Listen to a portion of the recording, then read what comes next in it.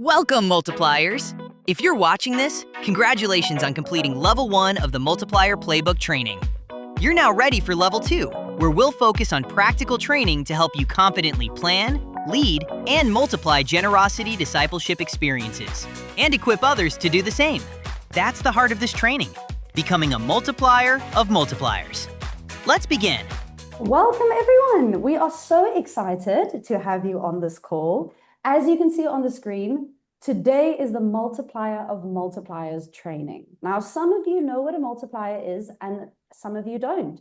So let me very briefly share with you what a multiplier is. A multiplier is someone who multiplies the movement of generosity in their community. Super simple.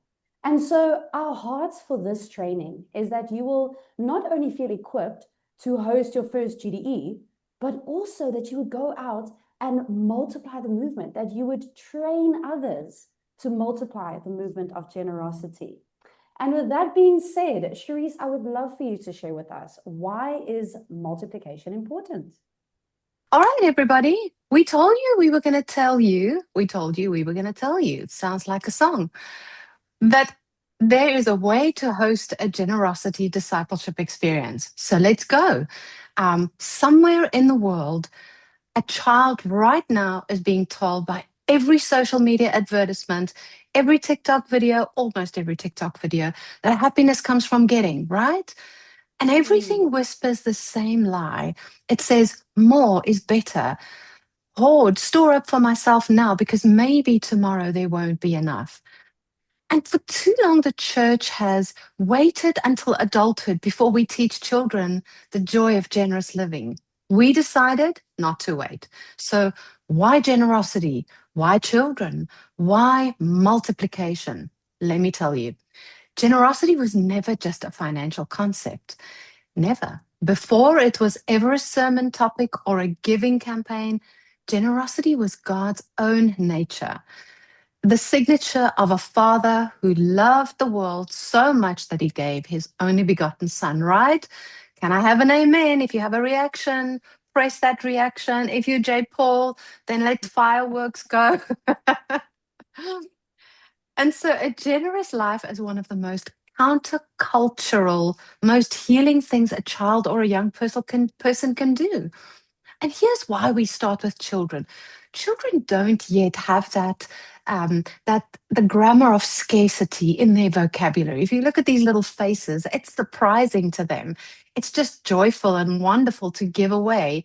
Here and there, you get the odd, it's mine, but we teach them differently as parents, don't we? They give with outstretched arms, with faces lit up, because somewhere in their design, they already know what Jesus said.